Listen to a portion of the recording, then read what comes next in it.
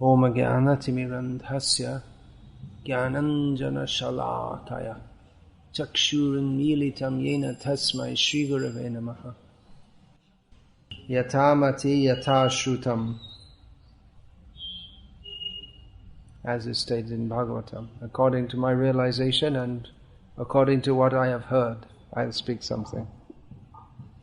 Earlier today at Sita Nagaram, one lady asked me a question.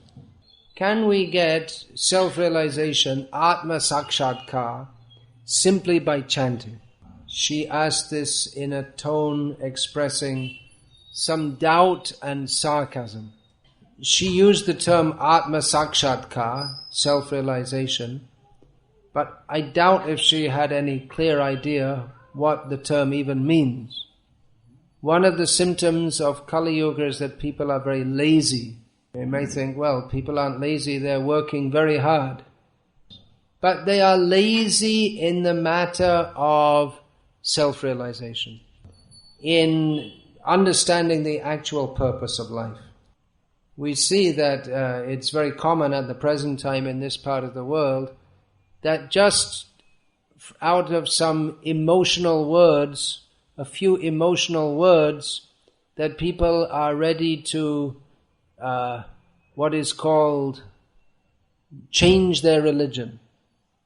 They were a Hindu. They never really thought what it means to be a Hindu. And then suddenly they become a Christian with the faith that if they just believe in Jesus, they'll go to heaven. Who Jesus is, what it means to believe in Him, what it means to go to heaven, they have no idea. But they're willing to change their whole life very quickly without thinking of the consequences. Without thinking of the consequences. So people are very lazy in the matter of understanding what is the actual purpose of life. So they'll use terms like self-realization as if they understand what it means, although they never made any endeavor to find out what it means. Atma Sakshatkar, self-realization, means to understand who we actually are. The very term self-realization implies that we don't know who we are. If we talk about self-realization, that means that we don't know who we are actually, which is a very serious situation. Now everyone will say, yeah, I know who I am. See, here's my PAN card, gives my name and date of birth, Indian citizen, all this kind of stuff. My photo is there, it's me. I can produce my school certificates, can bring my, what's that called, CA? No, that's another thing. That's biodata is what they call. CA is some Latin term. So. Curricula, CV, is it? CV. Curricula vitae or something like that. Sorry. Yeah, it says all the jobs you did, your work experience and all this kind of thing. They call it biodata now. It used to be called CV. Resume in Indian English called resume. Yeah, in English based on French called resume. Yeah. Anyway, this isn't a language class. Fortunately. So, yeah, that's me. But somehow people are not very satisfied with that. Therefore, the term is their self-realization. Now, we find all over the world, despite the advancement of modern science, that religion is still very much part of the human condition. Atheists presume that by modern education, everyone should become an atheist. I mean, it's obvious, right? There's no God. You didn't say that into the mic. You're a pure theist. You couldn't even speak the atheist philosophy. There's no God. We never saw any God. I'm not saying this. I'm mouthing the atheistic ideas. See, by science we discovered so many things and we never saw any God. That's actually what the so-called first man in space said. He went in, Yuri Gagarin, the Russian cosmonaut. He went up in space about, 150 kilometers or something, and said, well, I didn't say any God. It means there must be no God. You heard of Yuri Gagarin? Yeah, in the ex-Soviet empire. He's more famous. In the West, they don't promote him. But nevertheless, despite so much atheistic education, people they feel dissatisfied with simply a totally materialistic worldview. But they're lazy in trying to understand what is the actual reality, who we are actually. But it is the first thing that should be understood. If we don't understand who we are, what is the purpose of life, what a strange life we are leading. Many times I used to ask students that, okay, so now you're studying. Yes, you're studying. And then I'd ask them, well, and after that? He said, well, then we'll get a job. And after that, well, get married. And after that, have some children. And after that, get my photo taken. After that, retire. After that, retire. And after that, they're beginning to get a little nervous at this point. And I think, well, suppose I'll die. And after that, then they don't know what to say. Someone will say, well, nothing happens. Some people say, well, we don't have to think about that now.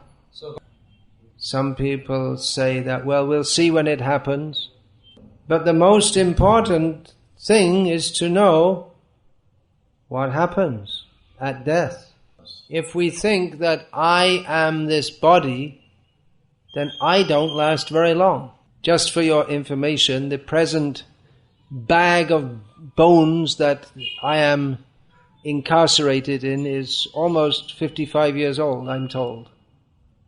And I can't expect it to last another 55 years.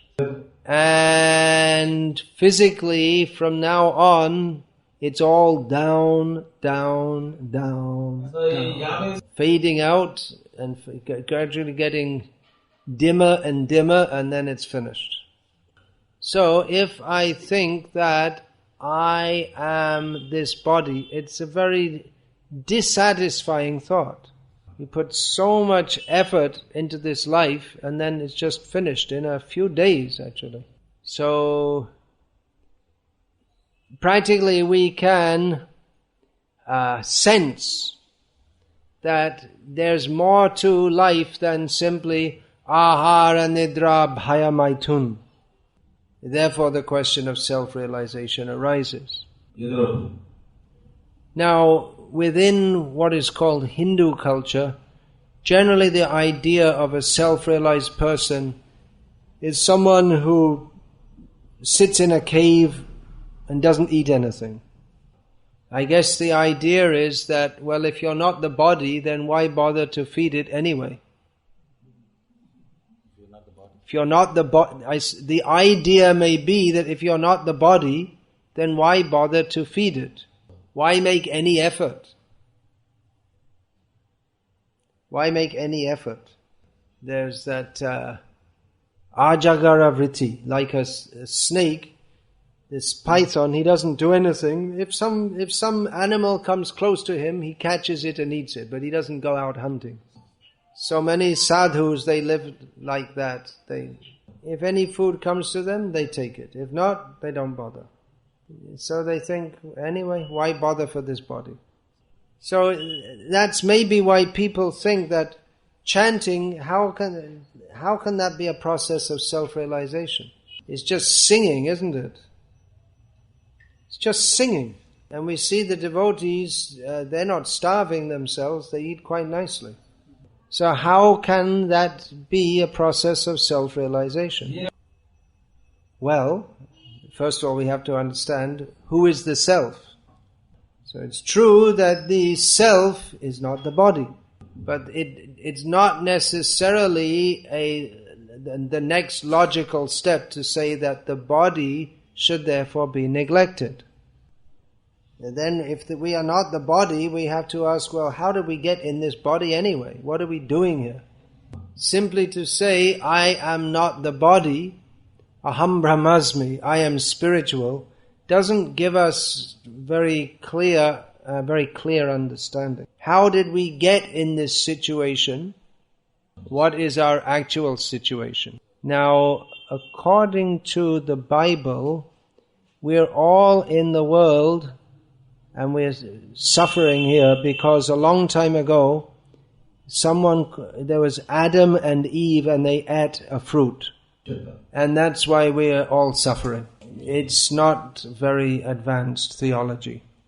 In Bhagavad Gita, Lord Krishna says, Purusha sukha dukhanam bhuktridvai hetu ruchyate.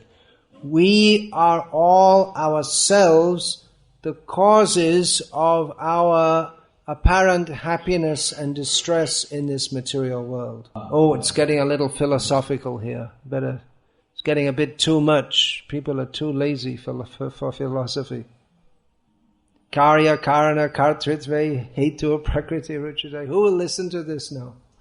People like something very easy, that you just believe in Jesus and that's it, finished. But my question when I was a child was, well, you tell me if I don't believe in this, I go to hell. Well, someone else tells me if I don't believe in what they say, I go to hell. So how can I understand? You're telling me to have blind faith in this. Someone else is telling me to have blind faith in something else. So, if I make the wrong guess, then I'm burned in hell forever. So, it just made much more sense when I was taught from Bhagavad Gita that Krishna gives us the choice to choose to serve Him or not to serve Him, and according to that, we either stay in the spiritual world or we come to the material world. We are not the body, that is true, but who are we? We can say, aham brahmasmi, I am spiritual, but what are we supposed to do as a spiritual living being? So Chaitanya Mahaprabhu clarifies that. Jive swarupoi Krishna nityodas. Every living being is constitutionally a servant of Krishna. And we can serve Krishna in this world also. The body that we have is temporary. It is not me. It's not me. But in this world, we can serve Krishna through the medium of this body. So devotees, they don't starve the body, they maintain the body for the service of Krishna. And chanting, not just any chanting, but chanting the name of Krishna is the process of self-realization, especially recommended for this age. Because that is a prayer for service to Krishna. When we chant the Hare Krishna mantra, that means we are praying, O Krishna, O energy of Krishna, please engage me in your service. Yeah. So our constitutional position is to serve Krishna. The activity of the self in the position of self-realization is to serve Krishna. So chanting Hare Krishna means that we're asking Krishna to situate us in our true situation. That is self-realization. So people may think that you have to perform very severe austerities to become self-realized. And they may think that, well, chanting, it's just too easy. You see, even a child can chant Hare Krishna. So how can you get self-realized by such an easy process? But actually, because it's the right process, therefore we can become self-realized by it. Therefore we can attain Atma Sakshatkar. And actually this is the position of self-realization that one attains by chanting Hare Krishna is much better than that attained by people who perform severe austerities. Krishna says, Patrang pushpang palang tauyam yome bhaktya prayachati tadahang bhakti upaharitam ashnami prayata manaha. If one offers me with love, Krishna says, a leaf, flower, fruit or water, then I will accept it. So these activities of bhakti are pleasing to Krishna. And the self in his constitutional position is the servant of Krishna. So to serve Krishna is self-realization. So to chant Hare Krishna, to offer with love, fruit, flower, leaf or water to Krishna, that is self-realization. And starving the body, performing severe austerities, that is self-realization, but actually on a lower level. Because the attempt is there to understand I am not the body, but what I am, what is my positive situation in self-realization, there's no understanding. Generally, those who perform such austerities, they have the idea that they themselves become the Param Brahma, which is impossible. It is a very grave misunderstanding that the Jivatma can become the Paramatma. In Bhagavad Gita, Lord Krishna says, Mamaivangsho Jiva Loke Jiva Bhuta Sanatanaha. The Jivas are my part and parcel, Krishna says, eternally. There's no question of us ever becoming equal to Krishna. Those who are thinking of leaving, please wait, we'll be finished in a few minutes, and then we'll give everyone prasadam. So please just sit a few more minutes. Please, you have come as guests, you can't leave without taking some prasadam. Anyway, that's it. That is self-realization by chanting. The last sutra of Vedanta Sutra, Anavriti Shabdat, from sound. Anavriti, liberation from sound. So this is variously interpreted. Srila Prabhupada described that this means that one is liberated by sound. And what is that sound? Hare Krishna, Krishna Krishna, Hare Hare, Hare Rama, Rama Rama, Hare Hare. Now you're all Mukta Purush. Actually, Mukti is not a very high level. Those who want Mukti, they want to become one with God. But in Leela, the Bhaktas, they become as if more than God. Or they become equal to or greater. Equal to or greater. What is that verse? Aho bhagyam nanda gopa rajokasam yan mitram paramanandam purna brahma sanatanam. That how fortunate are the residents of Vrindavan that moving among them as if one of them is the Sanatan Purna Brahma, the eternal, full. It's difficult to say in English, just say in Telugu. So why go through difficult austerities just to merge into some light? That's not very exciting. It's not very relishable.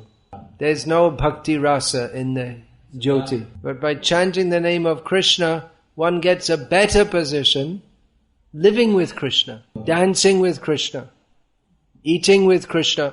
Sometimes the cowherd boys, they steal Krishna's food from him.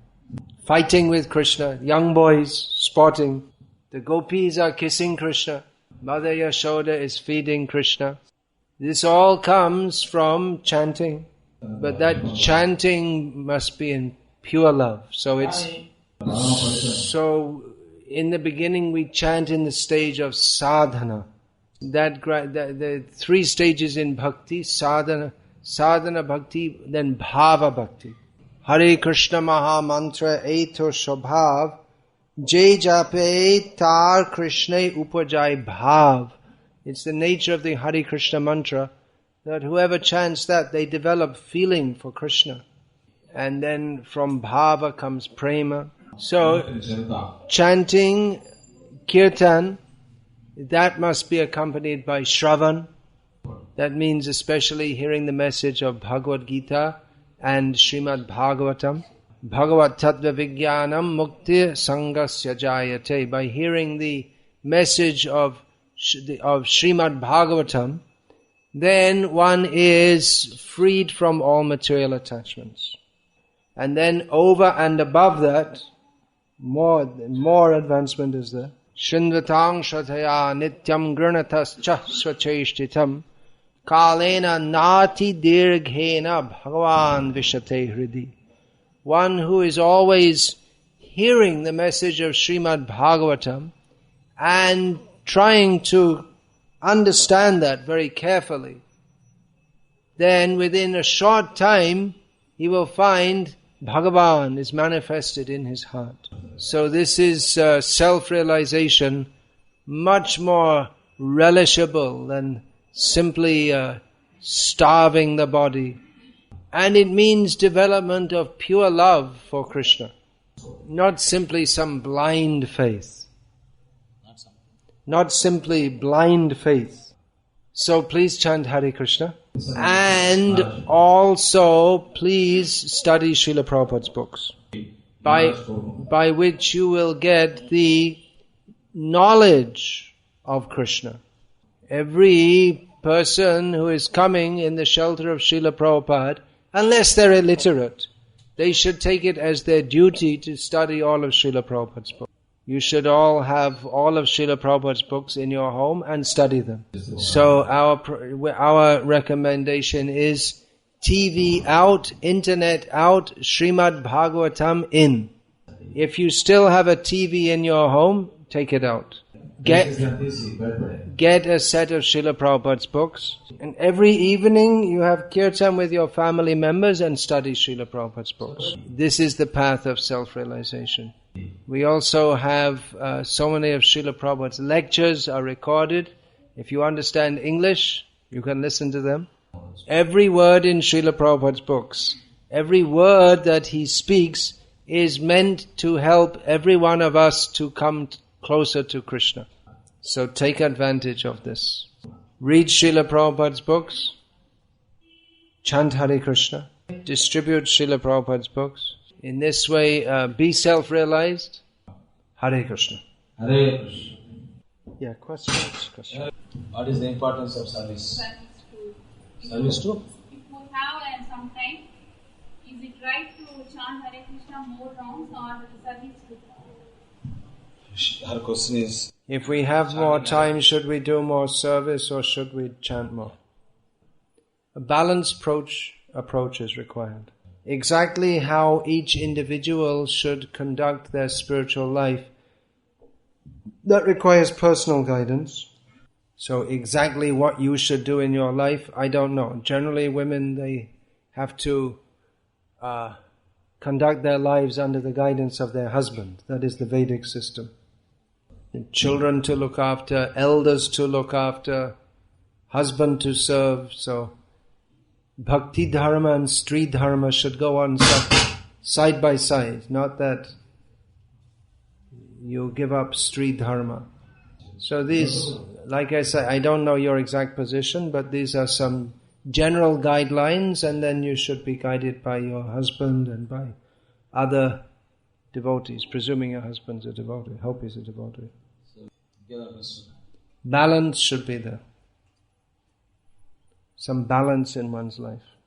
Not that we're doing so much service that we don't have time to chant, or that in the name of chanting we avoid service. Not like that. Any other questions? So what you express is vague in terms. For self-realization, how much struggle I should have? How much struggle do I have to face for self-realization is the question. And I've spoken vaguely, it said. I've spoken vaguely. He's saying I've spoken vaguely. Not vaguely. It's clearly stated that self-realization means to understand oneself as the eternal servant of Krishna. The details of that, that we can't say immediately all in one lecture. That you have to come and take guidance and study the books. You've asked how much we have to struggle. Well, that was the point I was making, that chanting is a very easy process. We don't have to struggle. That was the point I was making, that generally people think that you have to mortify the body and perform severe austerities, but it's neither is it required nor is it actually helpful. Now, some struggle is likely to be there. Some struggle is likely to be there because we are trying to come to the pure platform of consciousness. We're trying to come to the pure platform of consciousness. But due to impressions from many previous lives, we are influenced by kam, krodh, lobha, ityadi. That's what I'm saying. It's not chala kashtam. It's some kashtam, but kuncham kashtam. That it's not that difficult because Krishna helps those who are sincere.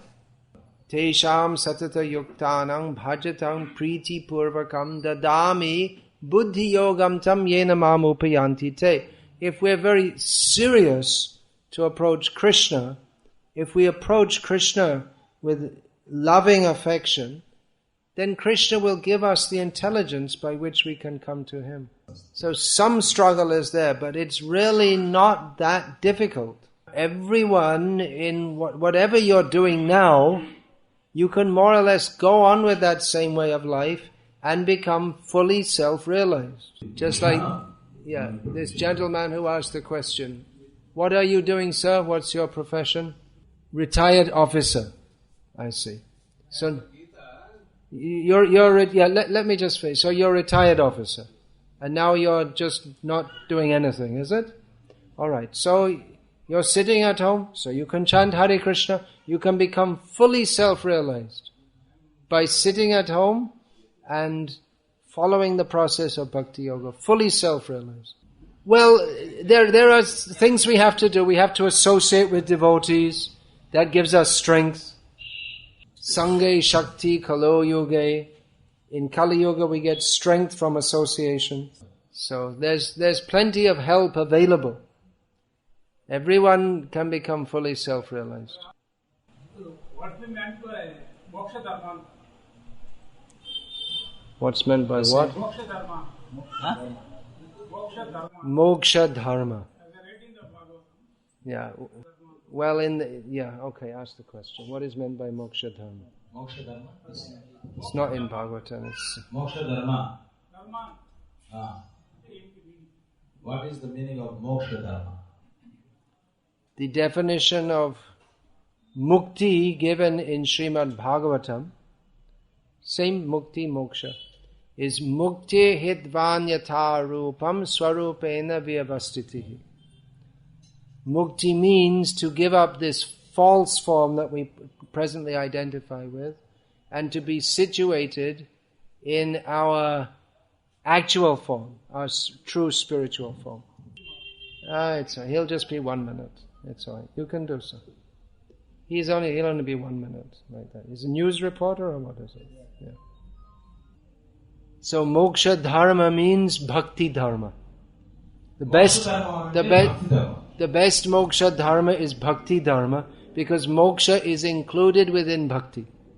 If you have 1 crore of rupees, automatically you have a lakh of rupees, isn't it? So if you have bhakti, then automatically moksha is included in that. If you have a lakh of rupees, it doesn't mean you have 1 crore of rupees. So you might have moksha, but that doesn't mean that you've got bhakti. Bhakti is superior. So we find these terms. In Mahabharata, moksha dharma. We find this dharma, artha, kama, moksha. These are considered the important points of human life. Chaturvarga. But the pancham purushartha is Krishna prema, beyond moksha. Prema.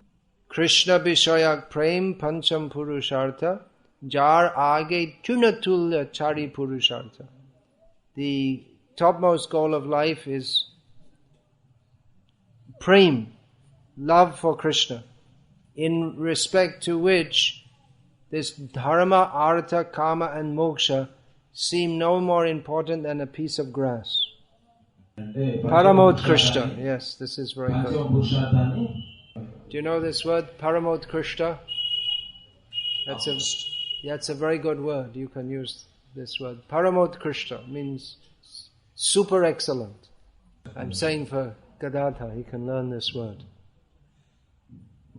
Good term to use. So, Hare Krishna. We'll finish that. Don't go. You have to take prasadam, otherwise you're not allowed to go.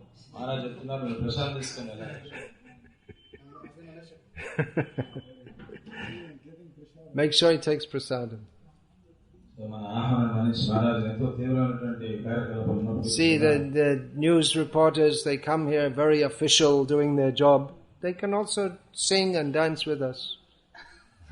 If there's someone is dying on the road, the photographer will come and take a photograph. They won't help them. They think it's my job is to take a photo. They're trained like that. Really, that's what they're trained to do. You don't help, you take a photo. It's not your job to help them. So they'll come to the temple and they'll take photos of everyone singing and dancing, but they think, okay, now I did my job. They can also join. Take your photo and then dance and chant. Anyway, at least take prasadam. Hare Krishna, Krishna Krishna, Hare Hare, Hare Rama, Rama Rama, Hare Hare.